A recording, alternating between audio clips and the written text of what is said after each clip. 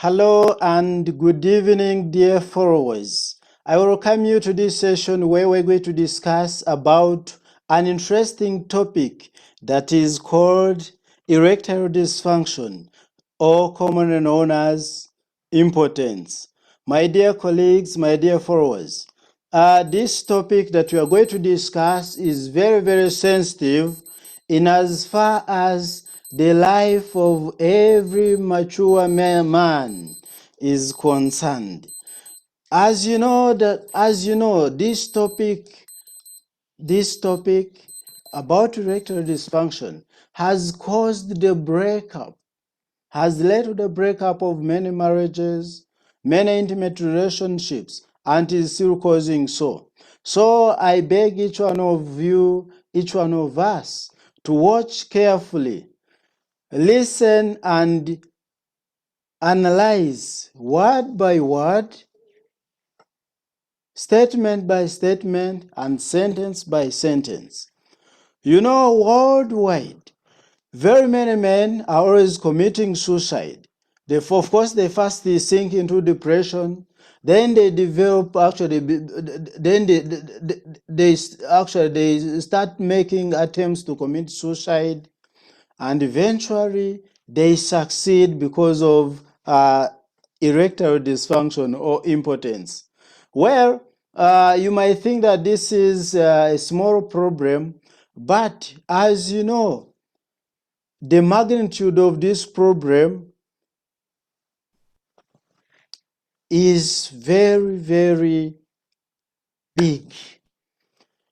Therefore, you know how harmful erectile dysfunction is. That's why I'm requesting each one of you, whether you are a man, a fellow man, whether you are a lady, let us follow carefully. You might be a lady, and tomorrow you happen to become the one to save your marriage, to help your husband, to help your brother, to help maybe your boss. Who knows? Therefore, this topic does not only concern us men, it concerns all of us, males and females. So let us start.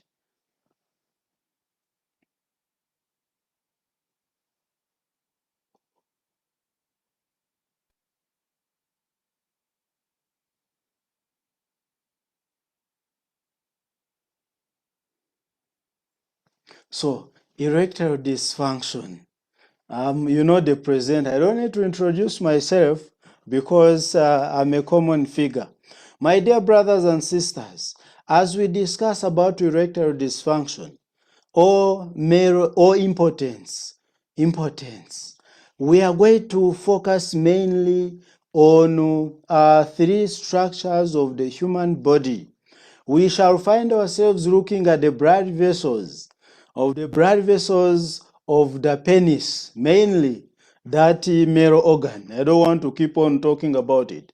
And my dear colleagues, my dear followers, don't hear me pronouncing the penis, that organ, what, and you said, oh my God, this man is becoming obscene, is becoming vulgar. No.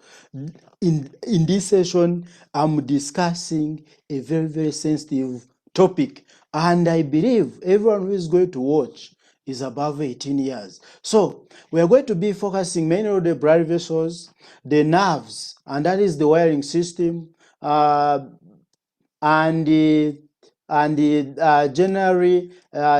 you need to know that the blood vessels that we are going to discuss about, this time they are arteries.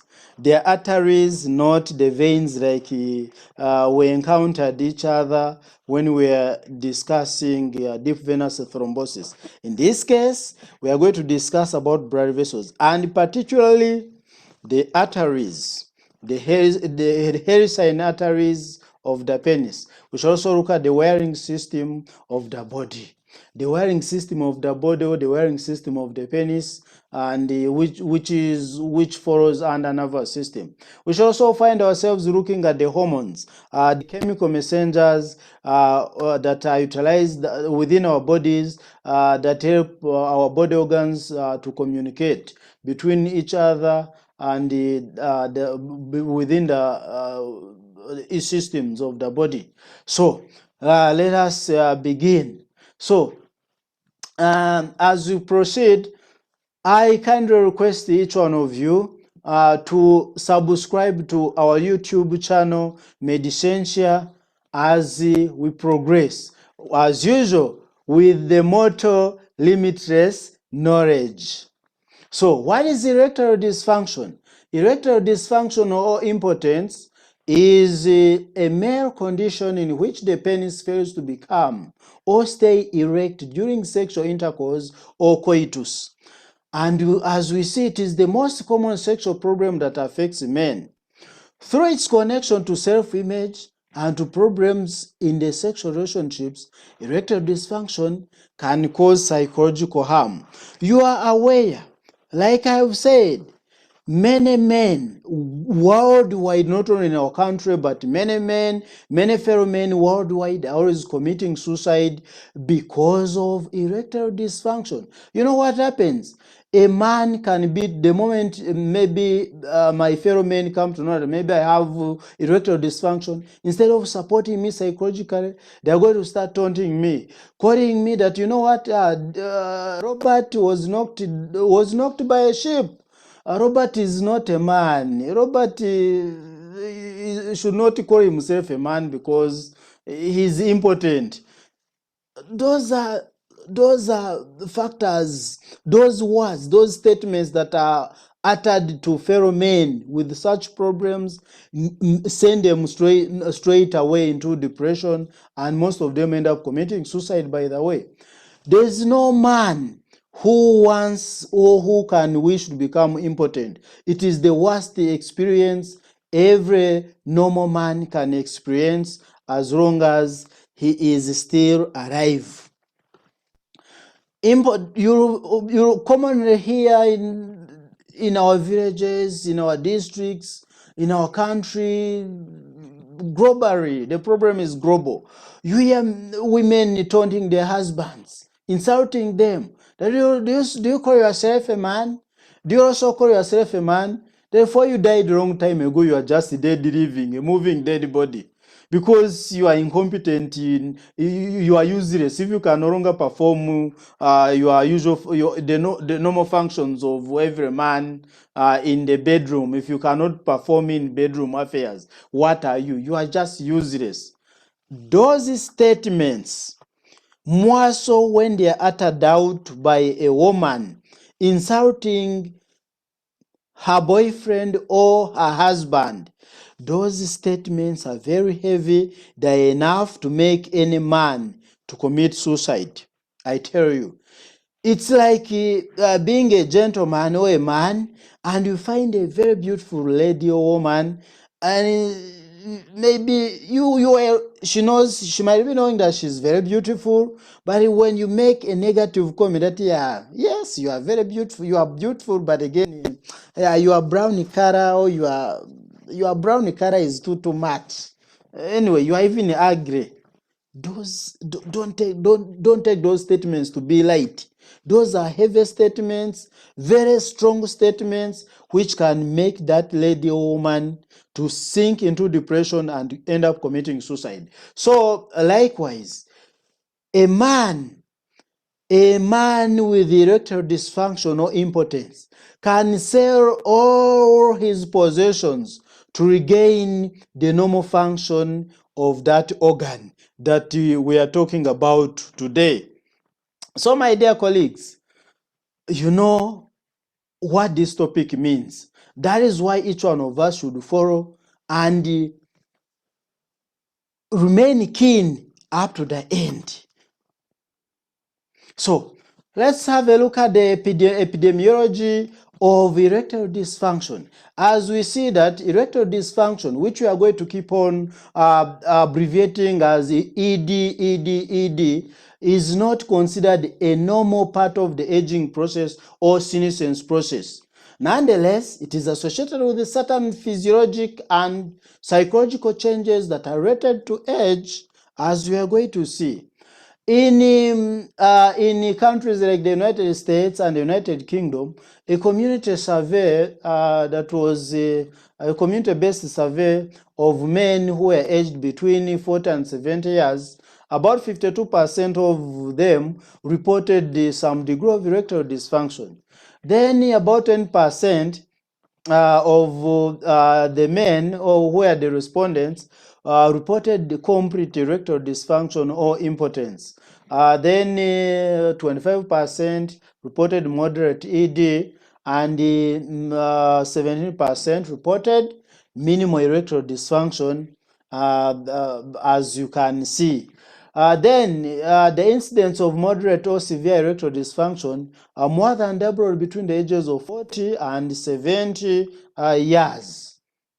So the incidence was the highest in men who were aged between 50 and 15 and 59 years of age, and this group constituted 21%, and men who were poor and those ones who are divorced tied at 14%, as we can see, and the less educated constituted 13%. The incidence of ED is also high among men with certain medical conditions such as diabetes mellitus. In this case, we are talking about diabetes mellitus. I know when you say diabetes and you stop there, you are not specific. You might be referring to diabetes insipidus. But in this case, we are not talking about diabetes insipidus because that is a condition that affects water balance within the body and is not related to, doesn't have any relationship with the erectile dysfunction. In this case, we are talking about strictly diabetes mellitus, type 1 and type 2. Whereby the body fails to utilize sugar, to regulate sugars and to utilize sugars, yet they are abundant in the blood. That is diabetes mellitus. Then conditions like obesity. You know, obesity is where someone is extremely overweight. When you read about body mass index, the normal body mass index, BMI, you know what I'm talking about. Then conditions, other conditions like lower urinary tract symptoms that are secondary to benign prostatic hyperplasia, BPH. My dear colleagues, my dear followers, don't confuse the BPH or benign prostatic hyperplasia with the cancer of the prostate. These are two different conditions. BPH and prostatic cancer are two different conditions. So, as you can see, lower urinary tract symptoms that are second to benign prostatic hyperplasia also contribute or induce ED or erectile dysfunction or impotence. Then heart diseases, of course. Heart disease, eventually when the heart is diseased, like in heart failure, even the blood vessels are going to be affected, the functioning of the blood vessels, especially the arteries, are going to be affected in the long run. So that's why we are talking about heart disease. Then hypertension, which is high blood pressure. High blood pressure is also one of the commonest diseases worldwide. Hypertension also causes erectile dysfunction. Then decrease the high density lipoprotein, HDL. This is what we call good cholesterol. When levels of good cholesterol reduce in our blood, we tend to experience also certain degrees of varying degrees of impotence or erectile dysfunction. Then the body, of course, there's the good cholesterol and the bad cholesterol. Of course, we should always fight hard to keep the levels of bad cholesterol very, very low in our blood. Then, when you look at also diseases that are associated with general systemic inflammation, like rheumatoid arthritis, systemic lupus erythematosus, scleroderma, all those induce erectile dysfunction. Then, we see like cardiovascular disease or heart disease and erectile dysfunction share etiologies as well as pathophysiology. What is etiology? Etiology comes from Greek, Latin, and means the cause. It refers to the cause. Then pathophysiology. Pathos comes from the Greek word. Pathos comes from the Greek word which means the disease process. Then physiology comes from also another Greek word called physis, not physics, but physis, referring to the functioning of the organs and the organ systems in that relationship. So in this case, what are we talking about when we say that cardiovascular disease and ED share etiologies as well as pathophysiology? Pathos, meaning that the functioning of the body organs and its organ systems in presence of the disease. That is what you call pathophysiology. For example, in both cardiovascular disease and erectile dysfunction, there will be what we call endothelial dysfunction. You remember the endothelium? When I was discussing a few weeks ago, when I was discussing about deep venous thrombosis, I had to give you a brief anatomy about a brief anatomy of the blood vessels and particularly the vein. That time I remember, and we looked at the endothelium. So we know the meaning of the endothelium: the inner lining of the blood vessel, the inner lining of the artery, the vein, the capillary is an endothelium. So e.g. endothelial dysfunction, and the degree of ED appears to correlate with the severity of cardiovascular disease or heart disease. We see that consequently, ED represents a sentinel symptom in patients with occult cardiovascular and peripheral vascular disease. Now, what are occult? Occult means hidden, not yet discovered, not yet diagnosed, hidden or occult cardiovascular disease and peripheral vascular disease. For example, blood vessels of my arms, blood vessels of my hands, in the palms, those are peripheral blood vessels. Blood vessels in my extremities or in the legs, those are peripheral blood vessels. So when we say peripheral, you know what we are talking about. You need to know. For example, gangrene. Disease like gangrene, a disease like gangrene. Of course, we have types of gangrene: wet, dry gangrene. So you need to know the one where blood vessels are involved directly. What happens, for example, in conditions like in diabetic foot, results from emerges or results from peripheral as a result of blood vessel dysfunction or damage to blood vessels. Then also when we talk about the other gangrene, which is due to infections like Clostridium perfringens, those of you who are colleagues in the profession, you can go and review the pathology of that. Then we saw also factors like smoking. Tobacco smoking and excessive alcohol consumption are also significant risk factors in the development of erectile dysfunction. Then many people think that tobacco smoke is friendly, alcohol is friendly. No. In tobacco smoke, we have chemicals like nicotine, we have tar, we have others like benzopyrene, which are even carcinogens. Benzopyrenes are carcinogens. Those ones cause endothelial dysfunction, especially of the peripheral blood vessels, and even in particular, the helicine arteries of the penis. So when they keep on undergoing actually arteriosclerosis, and they fail to dilate to accommodate too much blood during penile erection, it means impotence will have to occur. Then excessive alcohol consumption. Of course, we have chemicals like in alcohol, the metabolites of alcohol.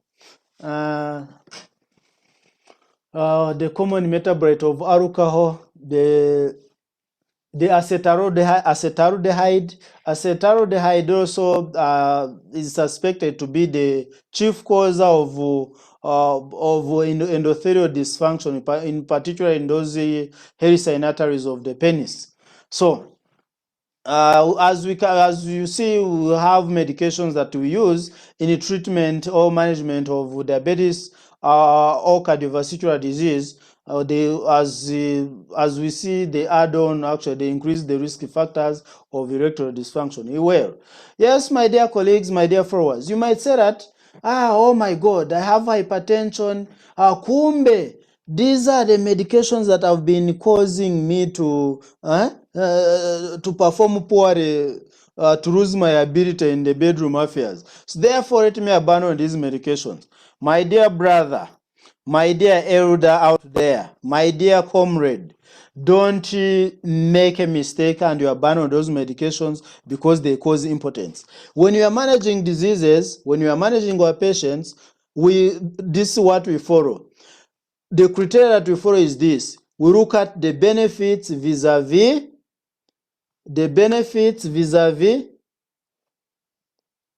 the risks. So we weigh. If the risks are higher than the benefits, we abandon the medication. But if the benefits are higher than the risks, we go with that medication. Remember, these medications of the cardiovascular disease, or like hypertension, what diabetes mellitus, remember these medications that you are taking, they are causing you impotence, but they are your life. They are the ones which are sustaining your life. Therefore, in this case, you rather actually choose impotence and you remain with your at least you remain with your life.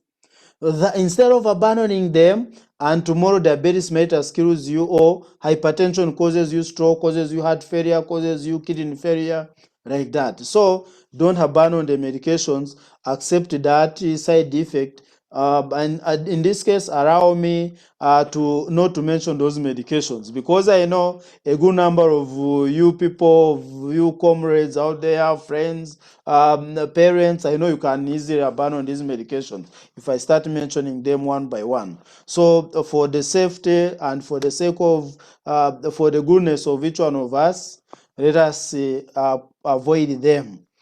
So there is, as we see, there is a higher incidence of erectile dysfunction among men who have undergone radiation or surgery for prostate cancer, and in those with the lower spinal cord injury. You know, radiotherapy. Radiotherapy also causes impotence. Then also surgery, especially surgery on the prostate.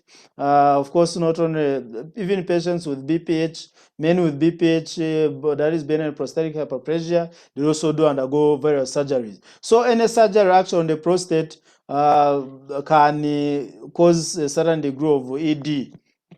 And those with the lower spinal cord injury, you know, the tip of the spinal cord. The other tip of the spinal cord is called what? It's called what? The conus medullaris. Conus medullaris, which has a vast network of emerging nerves. Those nerves where they emerge from where they form a structure that looks like a tail of the horse. And you know that is why in anatomy it was given the other name cauda equina. Cauda equina. Cauda referring to the tail from the word caudo. Cauda equina, then equina referring to the horse. So the tail of the horse structure. Through that structure at the tip of the the spinal cord, it looks like the tail of the horse. Leave around the filum terminal. Filum terminal is the other extension that goes up to the coccyx. So when there is a lower spinal cord injury, expect erectile dysfunction. Of course, because some nerve fibers, especially the craniosacral outflow, the parasympathetic, they originate from there, from the cranial cavity as well as the sacral region. So when there's any injury at the lower segment of the spinal cord, expect ED. Then we have psychological causes of erectile dysfunction, which include depression, anger. Maybe you have you have quarreled with your sweetheart.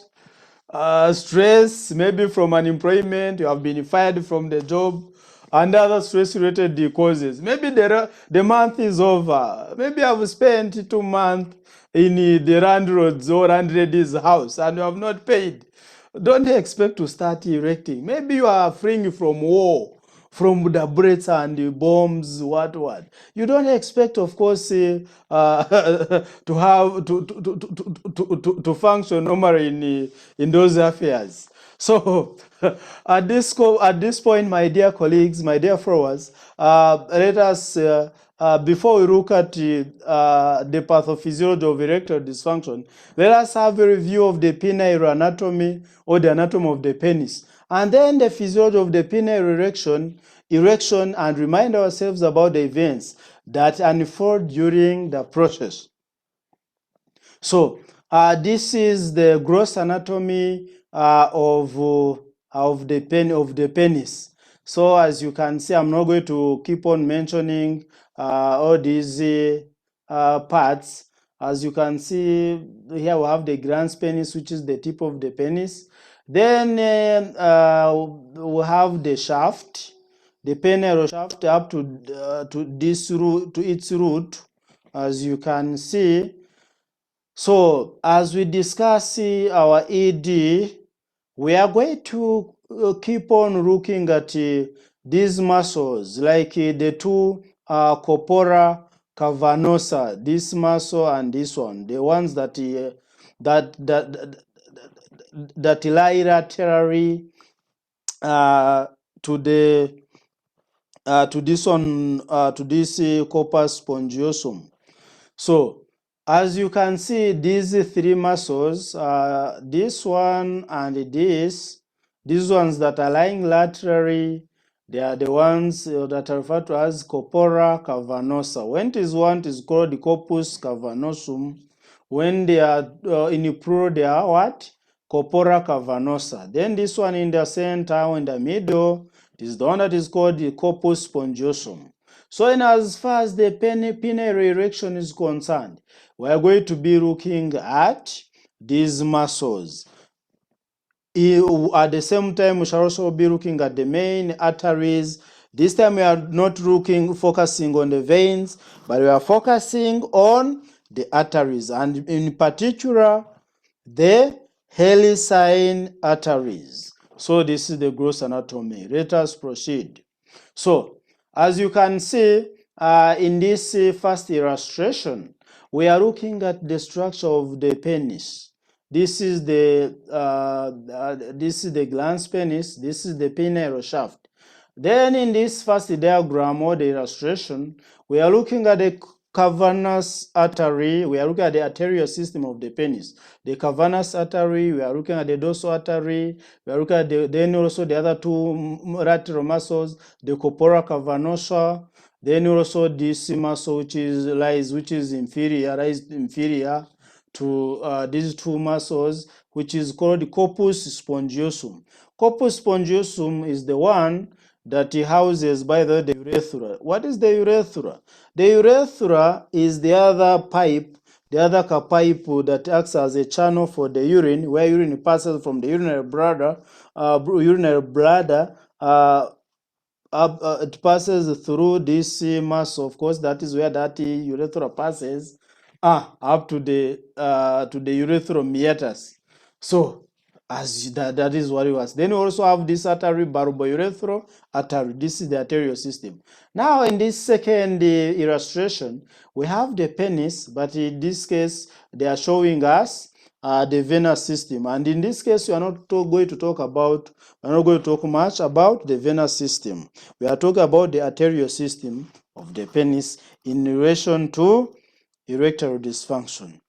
So now these are our color diagrams. Here, this is the shaft. This is the glans penis, as you are seeing. So here the skin has been removed. Now we are looking at other layers like the fascia. Now then when you go deeper, you can see something that is pink. This pinkish region, the pinkish area, this is the other muscle, the corpus cavernosum, because it is one. This is the lateral view of the penis.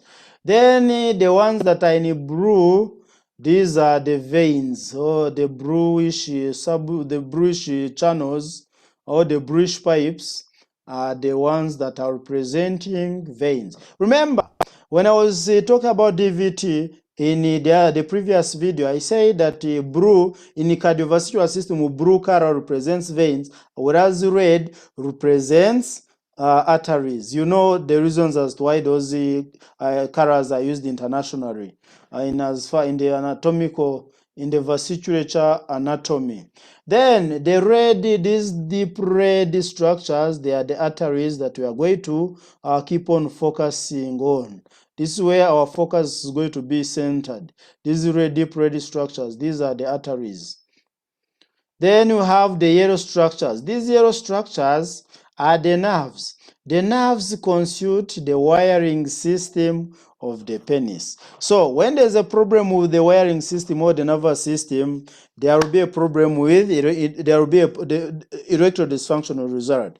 Then when there's a problem with the blood vessels, particularly the pipes that supply blood to the penis, there will also be a problem. Then also when there's an endocrine problem, maybe in hormonal issues, when there are hormonal problems, maybe hyperprolactinemia, still there will also be erectile dysfunction. Now, let us go to illustration B. In illustration B, we see that this is the transverse section of the penis, with a lot of structures again being exposed and magnified. Now you can see the other two muscles. These two muscles that are lying lateral and superior to the corpus spongiosum. These are the corpora cavernosa, these two muscles. These ones, corpora cavernosa. You can see in the center we have the artery. Then they look like a sponge. They have a lot of spaces. Those of you who know these volcanic stones, volcanic lava stones, in my mother tongue we call them ibihungabuye. Those stones with a lot of spaces. So this is the structure of the corpora, the two corpora cavernosa muscles. These are the ones that take a very, very big part in as far as penile erection is concerned. Then we have an inferior muscle, the muscle that is lying inferior, the one that houses the urethra, the one that transports urine from the urinary bladder up to the urethral meatus. So with also other sub-components like substances like semen and others. So as you can see, this is called the corpus spongiosum with the urethra. Then the other blood vessels of us, as you can see, the yellow structures are the nerves or the wiring system. The red structures, the deep red, are the arteries, and the blue ones are the veins, the ones which transport blood from the penis back to the heart. So that is it. So the wiring system, these nerves bring electric signals, electric impulses to the penis. All together. So now we can proceed.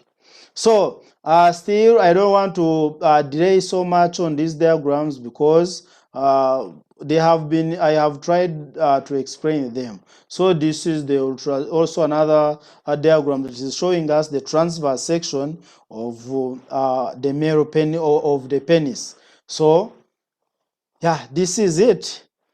So as we can see, penile erection is the result of a complex interaction of psychological, neurovascular, and endocrine factors, and is often associated with sexual arousal or sexual attraction, although erections can also be spontaneous.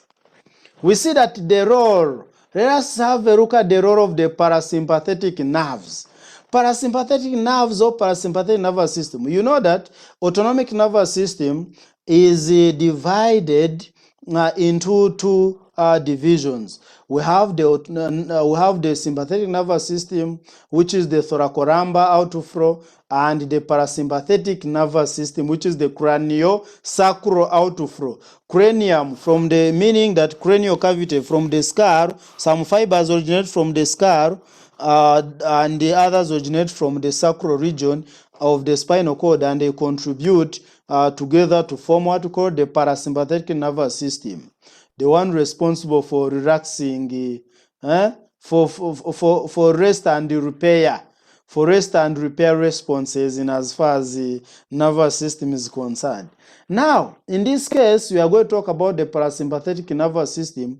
The wiring system that originates from the parasympathetic nerves is the one that supplies the penis and is the one that contributes to a penile erection or the stiffness or that rigidity of the penis when it is ready to perform its work. So, as we can see, penile erection is the first effect of male sexual stimulation, and the degree of erection is proportional to the degree of stimulation, whether psychic or meaning from the mind or physical. We see that erection is caused by parasympathetic impulses that pass from the sacral portion of the spinal cord through the pelvic nerves to the penis. So we see that these parasympathetic nerves, or the parasympathetic wires, parasympathetic nerve fibers, in contrast to most other parasympathetic fibers, are believed to release nitric oxide. Watch carefully and listen carefully here. Nitric oxide is a gas. It is so far it is the only known gaseous neurotransmitter that is known. And the vasoactive intestinal peptide, the VIP. In physiology, we abbreviate it as VIP, vasoactive intestinal peptide, VIP. Not this time the other MPs, the ministers, the president, very important persons, no. Or ventilated improved pituitary, no. This time we are discussing vasoactive intestinal peptide, in addition to acetylcholine. So, my dear colleagues, my dear followers, note that the parasympathetic fibers, parasympathetic nerves of the penis, they do release nitric oxide, VIP, and acetylcholine. Which other this actual characteristic is unique to only parasympathetic nerve fibers or wires that supply the penis. Not in other parasympathetic fibers that supply other structures like the heart. The ones of the heart, the parasympathetic nerve fibers of the heart, do only release. They do only release actually acetylcholine.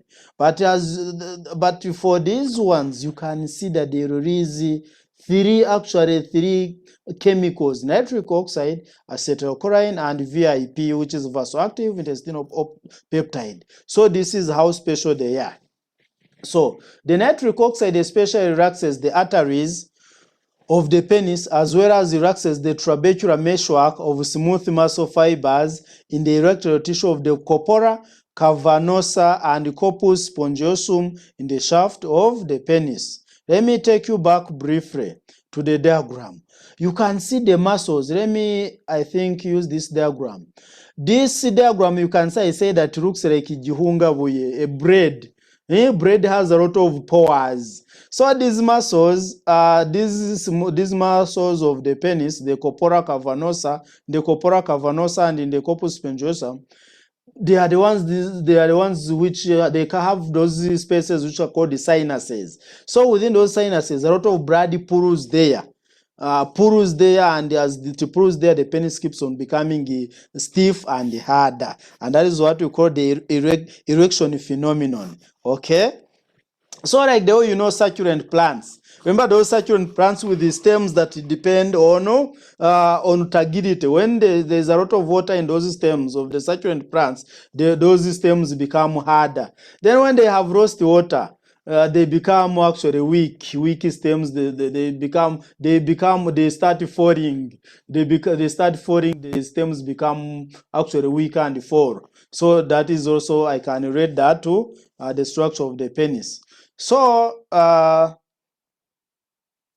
as you can see, the nitric oxide gas especially relaxes the arteries of the penis, causes the arteries to relax. When they relax, it means they are going to widen. When the arteries of the penis relax, the cutters of the nitric oxide gas, they are going to widen. So when they widen, they are going to accommodate a lot of blood.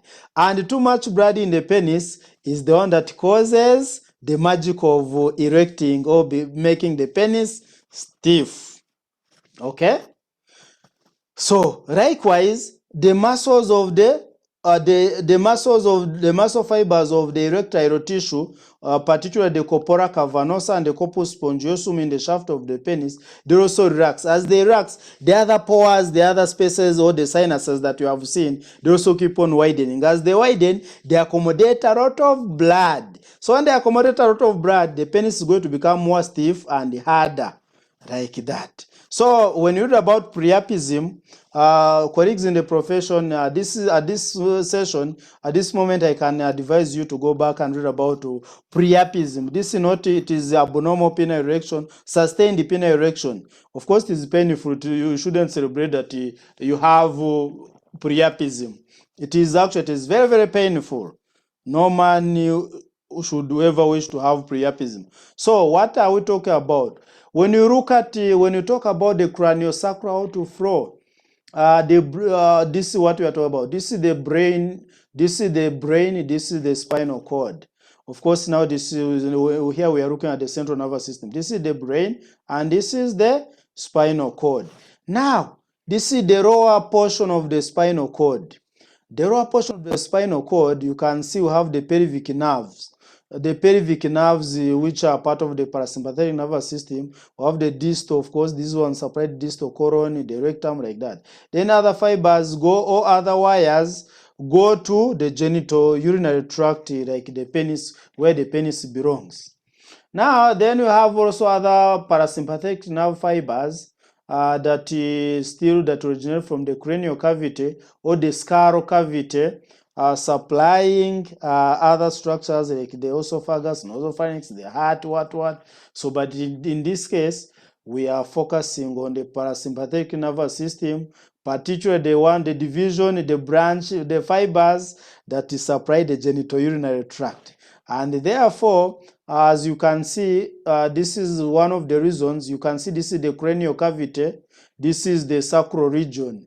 The sacral region towards the end of the spinal cord. So when we say in our nervous system, when we say craniosacral outflow, we are referring to parasympathetic nervous system. Okay, so the parasympathetic nervous system, which supplies the heart machine, the weapon of mass destruction. So these are the illustrations that are showing. This is the sympathetic nervous system. Let us not focus on it. Then this is the sympathetic nervous system. Sympathetic, you can see our brain. Then you have the spinal cord. So these are the structures, the fibers, that is the parasympathetic branch fibers that supply the penis or the genitourinary tract, originate from the lower cord, from the lower portion of the spinal cord, even where up to the conus medullaris, where filum terminale continues up to the coccyx. Then also have the other network that originates from there, the filum terminale. So, so this is what we are talking about. So that's why we say that anyone with the spinal cord injury, particularly in the lower segment, will develop erectile dysfunction or impotence. That's why we say it so, that's why anyone who gets an injury, any male who gets an injury in the lower spinal cord will also present with erectile dysfunction of varying degree. So this erectile tissue consists of large, now we are talking about the other muscles. We are now discussing the other muscles of the penis, the corpus cavernosa, corpora cavernosa, then also corpus spongiosum. We see that this erectile tissue consists of large cavernous sinusoids, the other spaces, which are normally relatively empty of blood, but become dilated tremendously. Dilation means widening or enlarging, but become dilated tremendously when arterial blood flows rapidly into them under pressure. While the venous outflow is partially occluded. You see, as too much blood, as blood vessels, the hairs and arteries of the penis widen or dilate, too much blood flows there under high pressure. Then there is a reduction in while the venous outflow is partially occluded. Then it means as too much blood is flowing to the penis through the hairs and arteries, less blood is getting out, is exiting through the venous system. Meaning that occlusion means to obstruct or to block. So there is partial blockage or partial occlusion of the venous system, meaning too much blood will be flowing there, then as less is actually leaving. So that is what keeps the penis erect. Otherwise, when the penis actually is becoming flaccid or falling, as I can say it, when it is falling, it means too much blood now is going back to the heart. It means the other venous system is no longer occluded. So we see that also the erectile bodies, especially the two corpora cavernosa, are surrounded by strong fibrous cords. Therefore, high pressure within the sinusoids causes ballooning of the erectile tissue to such an extent that the penis becomes hard and elongated. This is the phenomenon of penile erection. So many people, of course, even when we are still young, honestly, I must confess to you that when I was still young, I used to think that the penis had a bone. But I kept on wondering, how does it become stiff to that extent? Maybe there is a bone that becomes stronger and again it softens. It keeps on undergoing episodes of becoming hard and also softening. That is what I used to think about. Little did I know that penile erection was due to actually blood flow. It is all about blood flow to the penis. Enough blood flow to the penis. As long as those blood vessels, the hairs and arteries are normally functioning and they can dilate, we have enough hormones, we have the normal nerves, the normal wiring system, everything will be my bear remains working wonderfully in a wonderful way. And it gives, of course, respect to every man who does it, who does that.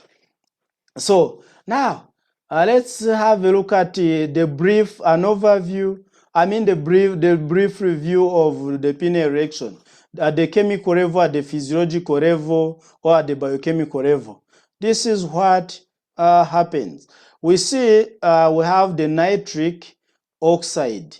We are now looking at our blood vessels within blood.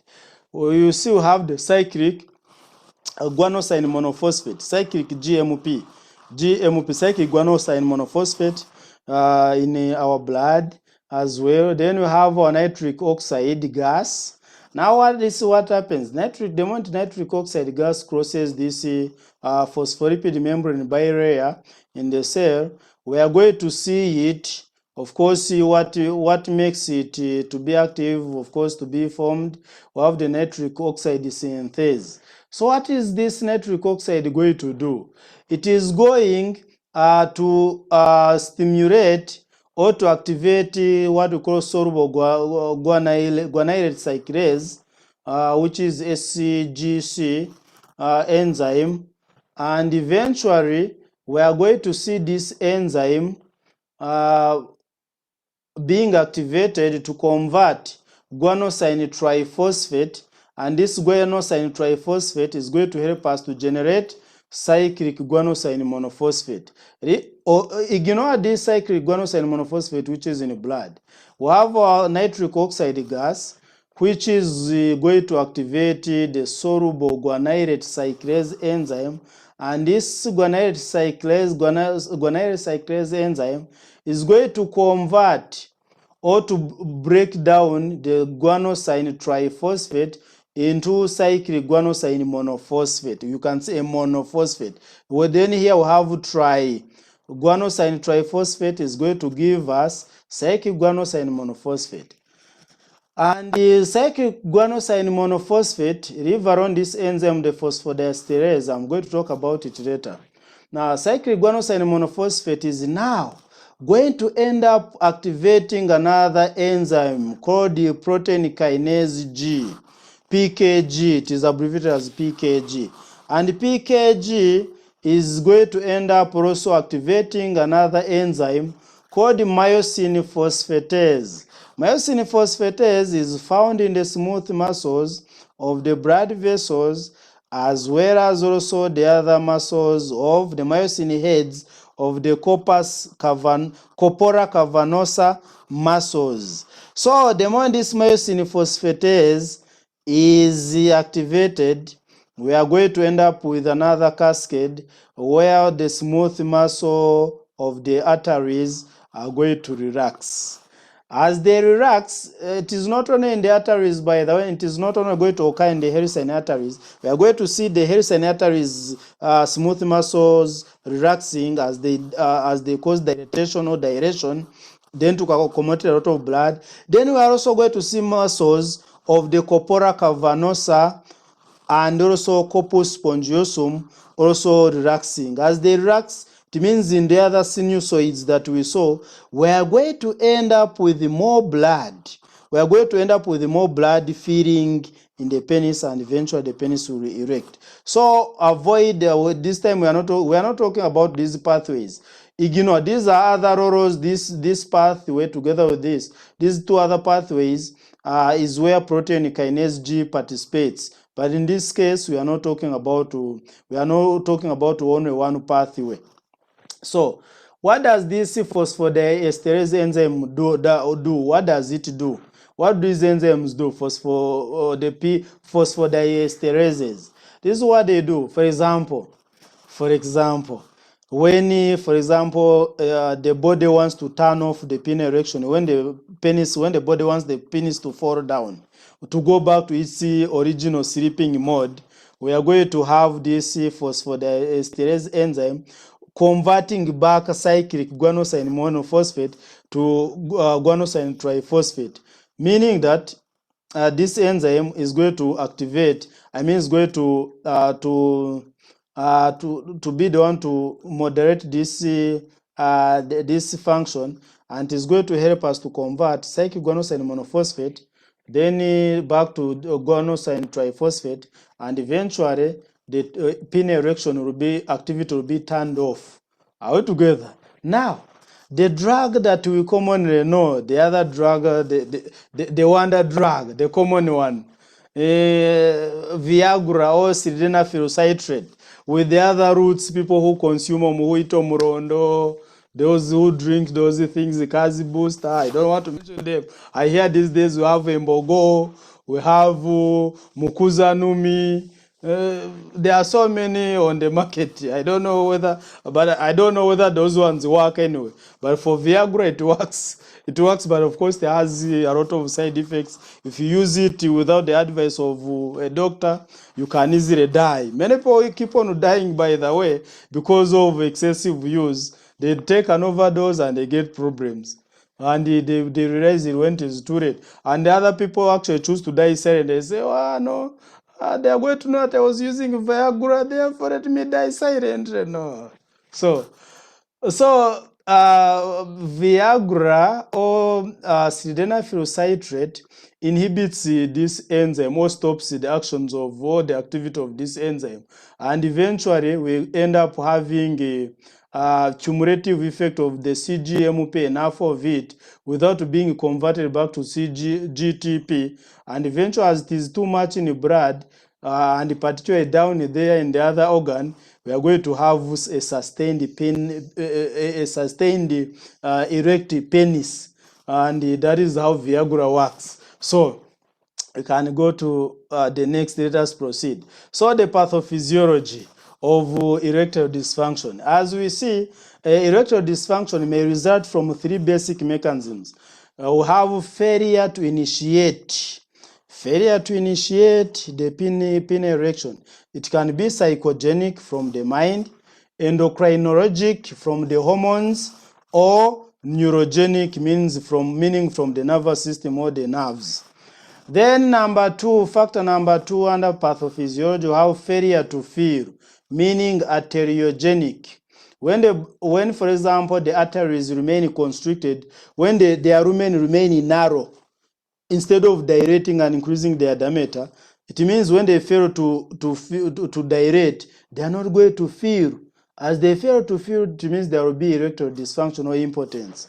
Then factor number three, we see that we have failure to store adequate blood volume within the lacuna or the lacuna network, especially which is mainly caused by venoclusive dysfunction, where it is called venoclusive dysfunction. Meaning, for example, if the venoclusive dysfunction, the other occlusion or the blocking mechanism of the venous system, where blood that keeps blood, a lot of blood in the penis, if that venoclusive system fails to work and a lot of blood keeps on coming back to the heart, it means the penis will not keep erect. altogether. It means penile erection is not going to be sustained. So that is it. It means for the penis to work and erect normally, it means a lot of blood should flow to the penis through the other helicine arteries, which are dilating normally, with also dilating smooth muscles of the corpora cavernosa and the corpus spongiosum to accommodate a lot of blood. And at the same time, the venous system should not be allowing the back a lot of blood to be flowing back to the heart. No, it means the venous system should be partially occluded or blocked to keep blood there, so that the organ remains stiff and elongated. Okay, so we see that these categories are not mutually exclusive, and multiple factors contribute to ED in many patients. For example, diminished feeling pressure can lead secondary to venous leakage. Psychogenic factors frequently coexist with other etiologic factors and should be considered in all cases. For example, we have diabetic, then atherosclerotic and drug-related causes account for more than 80% of cases of erectile dysfunction in older men. In diabetes mellitus, diabetes mellitus alone also causes atherosclerosis or arteriosclerosis. That in diabetes mellitus, there's what we call, among the complications of diabetes mellitus, there's what we call advanced glycosylation end products, AGEs.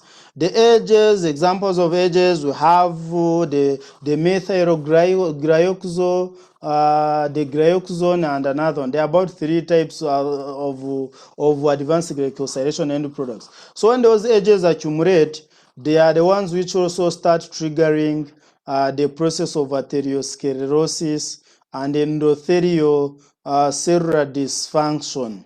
Then drug-related causes we already know account. All these 3 factors account to more than 80% of the cases of ED in older men.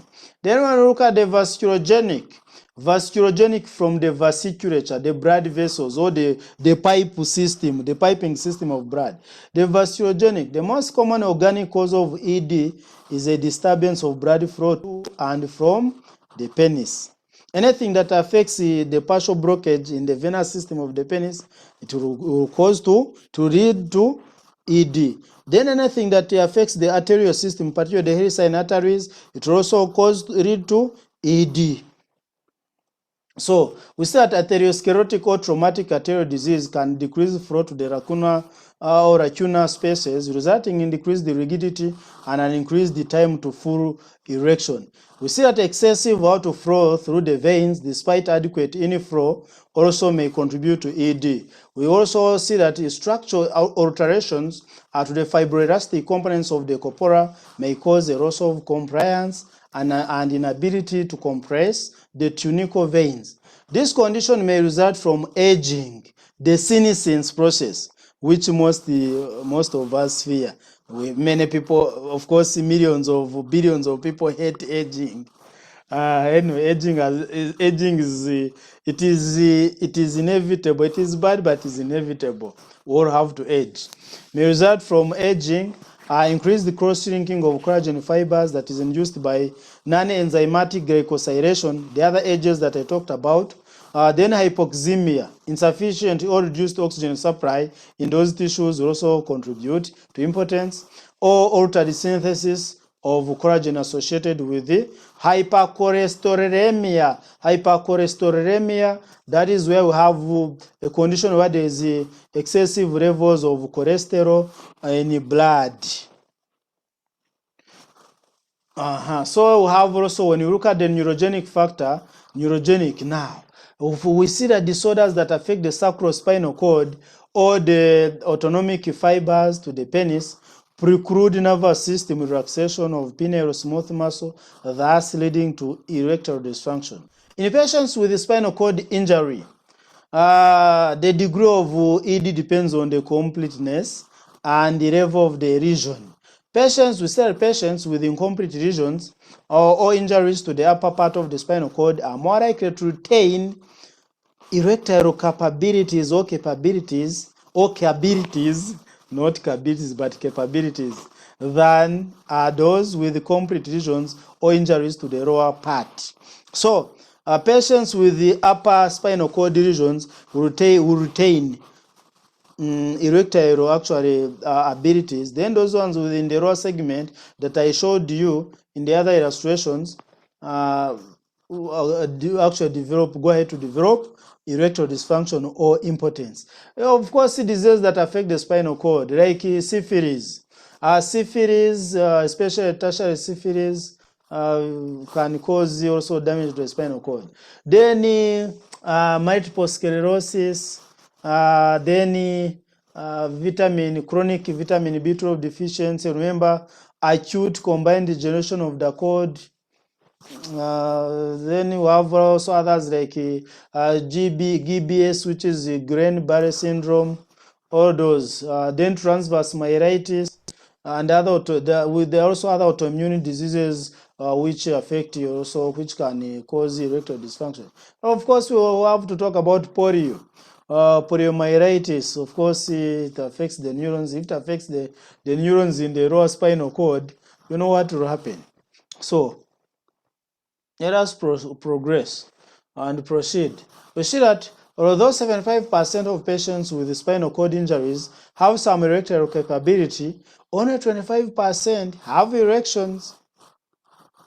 So sufficient. For example, so we see that they have, 25% have erections. We say sufficient. They have erections that are sufficient for penetration or for sexual intercourse. Other neurogenic disorders commonly associated with ED include multiple sclerosis and peripheral neuropathy. Peripheral neuropathy, you know it. Multiple sclerosis, by the way, is a disorder, is a nervous disorder where there is loss of the myelin sheath from the neurons, meaning that the axons of the neurons keep on actually exposed. Like though you can get a wire, an electric wire, and you keep on removing the insulators, those plastic coverings, or those plastic coverings that are poor conductors of electricity that cover the wires. So likewise, when I get a wire and I remove those insulators, that is it is related to multiple sclerosis. It is related to getting a nerve cell, a neuron, and you start removing the myelin sheath, the insulations, the myelin sheath. So when that happens, it happens massively, a person develops what we call multiple sclerosis. Of course, this is an autoimmune. You find autoantibodies responsible for that. Then peripheral neuropathy, diseases like diabetes mellitus. You know what it does. Diabetes mellitus causes peripheral neuropathy. It is among the causes of peripheral neuropathy. When you read about the pathology of the complications, among the complications of diabetes mellitus, especially chronic and poorly managed diabetes mellitus, we are going to end up with peripheral neuropathy. How does it occur? The nerves fail to function. The nerves keep on conducting electricity poorly because in diabetes mellitus, there's what we call inositol that becomes inositol levels reduce. Inositol is found within the nerves. Normal nerves, normal axons should have enough inositol to enable them to conduct nerve impulses or electrical signals from one part of the body to the other. So when inositol reduces in diabetes mellitus, we expect peripheral neuropathy to worsen or to develop and worsen, keeps on progressing with the time. Then we see that the latter is often due to either diabetes or alcoholism. What does alcoholism do? Chronic alcoholism will reduce the levels of vitamin B12. That's when we end up with acute combined degeneration of the subacute. Actually, it is subacute combined degeneration of the cord. Then we also see that pelvic surgery may cause ED through disruption of the autonomic nerve supply. You already know it. The other parasympathetic nervous system supply, with the fibers being interrupted, the craniosacral outflow. So when you look at the endocrinologic, here we are looking at the hormones. The hormones, for example, you see that androgens increase libido, but their exact role in erectile function is unclear. Androgens, examples of androgens, we have testosterone hormone for the males, also have the hydroepiandrosterone, yeah, but the hydroepiandrosterone is also found in the females. Actually, it is the one which gives the females the other some pubic hair, the axillary hair like that, but not the scalp hair. Scalp hair, we are born with it. So we see that individuals with castrate levels of testosterone can achieve erections from visual or sexual stimuli. Nonetheless, normal levels of testosterone appear to be important for erectile function, particularly in older males. There is a reason as to why. We see that androgen replacement therapy can improve depressed erectile function when it is secondary to hypogonadism. However, it is not useful for erectile dysfunction when endogenous testosterone levels are normal. So we see that increased prolactin hormone may decrease libido by suppressing gonadotropin releasing hormone. You remember I mentioned in the beginning, I mentioned the hyperprolactinemia. Too much, hyper, elevated levels, high levels. So hyperprolactinemia. So we see here that increased prolactin hormone levels may decrease libido by suppressing gonadotropin releasing hormone, and it also leads to decreased testosterone levels. We say a treatment of hyperprolactinemia with dopamine agonists can restore libido and testosterone. Okay? Then, diabetes mellitus, diabetic. We see that ED occurs in 35 to 75% of men with diabetes mellitus, and we see that pathologic mechanisms are related primarily to diabetes, associated vascular and neurologic complications. In nervous system, in neurologic complications, I've mentioned the ages. Rather, they reduced inosito within the nerve fiber level, within those axons and within the axons. Then we talked about the advanced glycosylation any products, the methyl, the glyoxo, we have the methyl glyoxo and the glyoxone.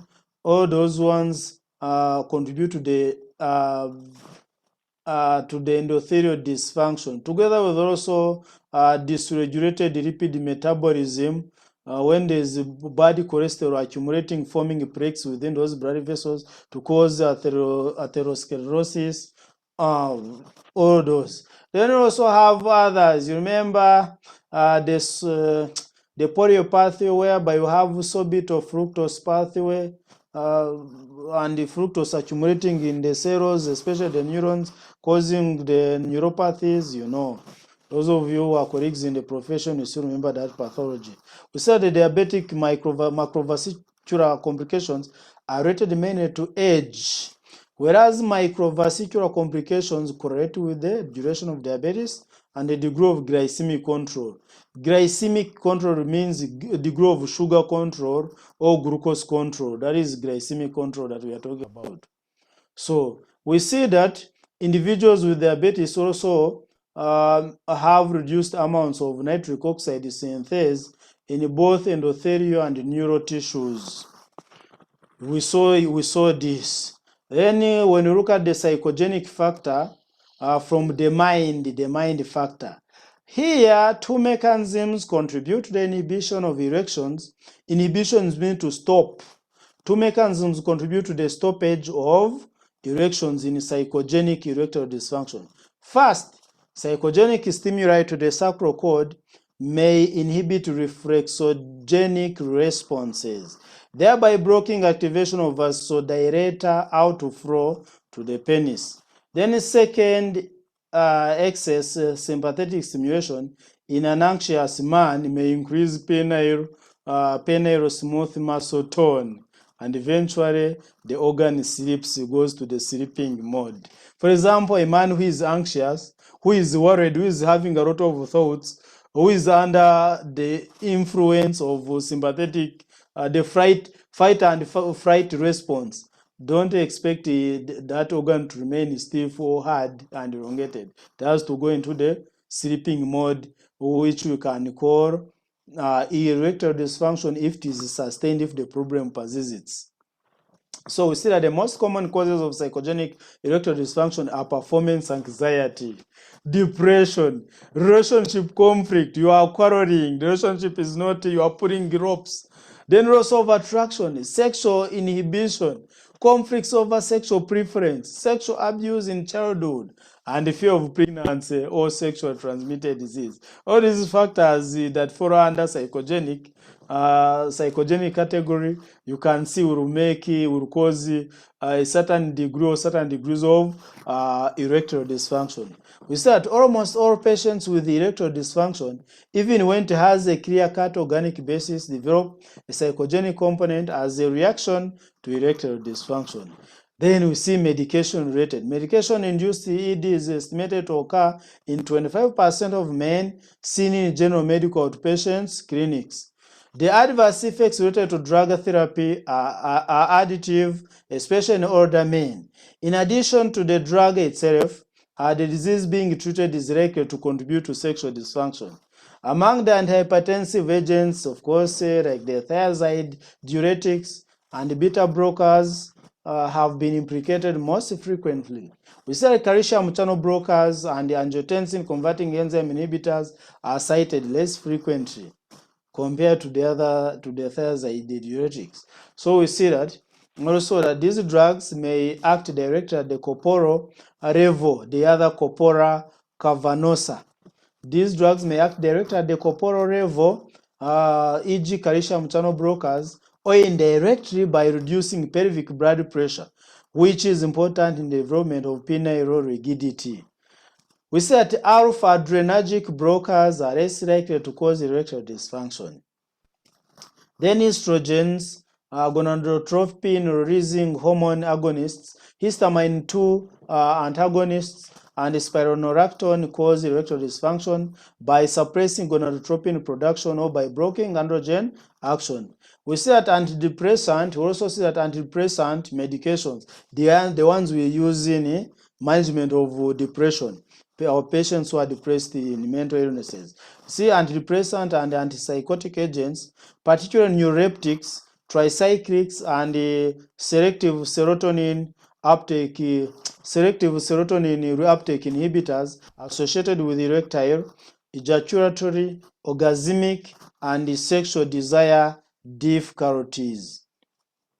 If there is a strong association between the institution and the institution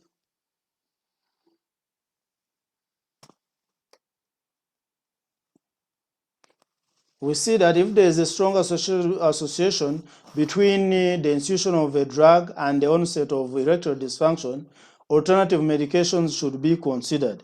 Otherwise, it is often practical to treat erectile dysfunction without attempting multiple changes in medications, as it may be difficult to establish a causal role for a drug. Management, when you look at the management and the treatment of erectile dysfunction, my dear followers, I'm not going to, I have to be honest to each one of you that it is not a good, actually, it is not a good act. It is not advisable for us, the qualified health workers, to keep on actually sharing the medications that we use in the management of such diseases.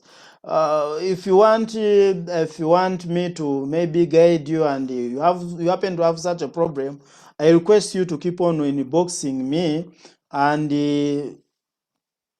I keep on advising you as a qualified health worker, and I keep on referring you to the rightful to the rightful seniors of mine.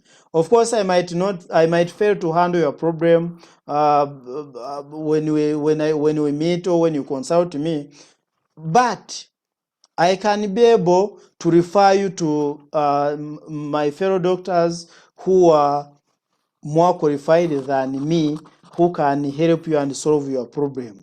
But at this point, I beg each one of you that you excuse me, you forgive me. It's not my wish, to refuse. I wouldn't wish to refuse. I wouldn't wish to keep on withholding the medications. There are many medications on the market. We have already looked at sildenafil citrate or Viagra, but watch out.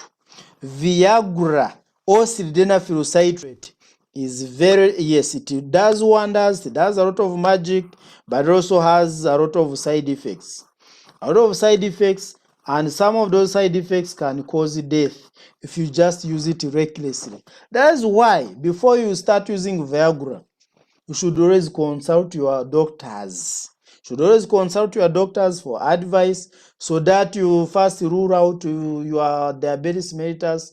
If you have if your diabetes mellitus is well controlled, if your hypertension is well controlled, like that. By the way, that drug, the so-called wonder drug Viagra, was discovered actually by accident. It was discovered by accident. Actually, it was a drug meant for pulmonary, I think, edema. Yeah, pulmonary edema. It is a drug that is meant for pulmonary edema. So patients who would be having pulmonary edema, meaning accumulation of fluids within the lung tissue, they would be given such drugs, Viagra. Then, with the time, the patients realized that the side effect was becoming more beneficial. Any patient who would be on Viagra therapy for pulmonary hypertension, I think it is a drug for pulmonary hypertension, not pulmonary edema. It is a drug for pulmonary. It was invented purposely for the management of pulmonary hypertension. So that drug, with the time, male patients started realizing, they would go back to their doctors. They would say, "Doctor, give me the other drug." Which drug? Which medication? Viagra, sildenafil citrate. That, yeah, whenever I take it these days, my performance in the bedroom improves. It is usually wonderful these days. Madam is happy with me. My girlfriend is happy with me. Later on, the doctors realized that, oh, kumbe, it is the side effect that has become more beneficial than it actually, the side effect of the drug became more beneficial. And that is how they started actually shifting the use of Viagra from management of pulmonary, I think, hypertension to management of now erectile dysfunction or impotence. Otherwise, it was discovered by accident. It is among the drug or the medications which were discovered by accident. The side effect became more beneficial. Okay? So there are also others on the market, but again, I will not encourage you. I will not allow me to talk to you as a doctor. I will not keep on encouraging you to keep on just going to those pharmacies, to the pharmacy, to the drug shops, to buy those drugs without consulting your doctors. If you know that you have hypertension, you might be having hypertension, by the way, when you don't know. You might be having heart disease when you don't know. You might be having diabetes mellitus when you don't know. And other chronic diseases that affect the cardiovascular system and also the endocrinologic system as well. Then they might be occult, not yet diagnosed, still hidden. And eventually you keep on making your Viagra daily food. If you see the disaster, that you see what will happen. I'm sure you know, in those of you like history, who read history like me, history lovers, you know what happened to a certain president from a West African nation back in 1990s. You know what happened to him. It is alleged that he took an overdose of Viagra before the two ladies whom he was waiting for had arrived, and something happened. I think he had some of his chronic illnesses, chronic cardiovascular illnesses, and something disastrous happened. You know, I don't want to mention the names of that leader and his country, but if you find out, you'll know. You'll know what history has. So there are also other drugs, of course, vitamins, some medications with some vitamins that do wonders. You know, when you keep on consulting us, we shall keep on also helping each other. We shall keep on helping you. In addition also to referring where we fail to manage at, for example, as a medical officer fail to manage, I'll refer you to the higher level, like that way you can be helped. There are so many other things to do, but the simplest I can give you non-pharmacological means to first handle your problem. If you know that too much alcohol is your problem, and it is the sole problem that is causing you erectile dysfunction, reduce that alcohol and regain your performance in the bedroom affairs. Too much alcohol, the acetaldehyde, the byproduct of metabolism, alcohol metabolism. Too much alcohol causes impotence. That is why these days it is very common. Of course, very many men worldwide, we like alcohol. We are alcoholics. But if that alcohol is causing you the problem, why don't you cut it down, or why don't you cut it? Cut the intake or abandon it completely, and you save your marriage, you save your dear relationship. Then, sugars. My dear fellow men out there, if you like sugary drinks like too much sodas, please, it's a high time that we start reducing them. If you like sugary juices, please think twice.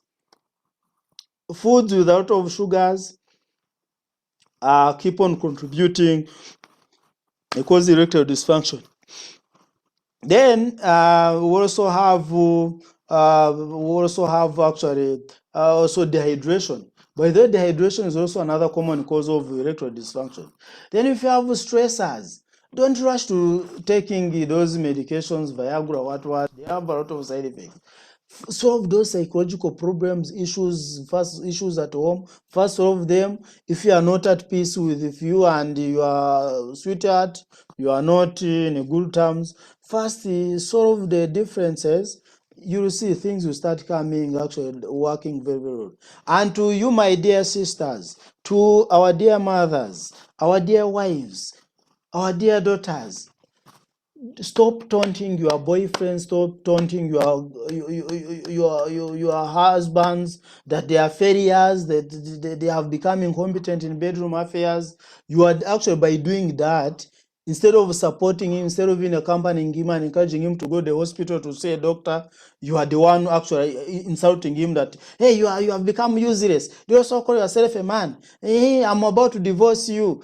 By uttering out to such dangerous statements, actually it doesn't solve any problem. Instead, it worsens it, and the man actually deems himself, loses self-esteem, starts actually isolating himself, which is a sign of depression. So, my dear sisters, dear fellow women, dear women out there, please be very, very careful.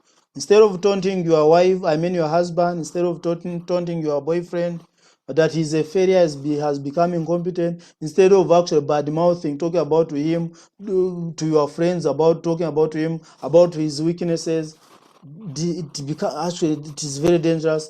I encourage you and I advise you to keep on actually encouraging them secretly. You look for the solutions together instead of abandoning him and taunting him to cause actually depression and subsequently suicide. So thank you very much for watching and following this video. We link up probably next week, as I will be sharing another video also about an important topic that we shall be sharing. I remind you and I kindly request you not to forget subscribing to our channel Mediccentia with the motto limitless knowledge. Have a blessed evening.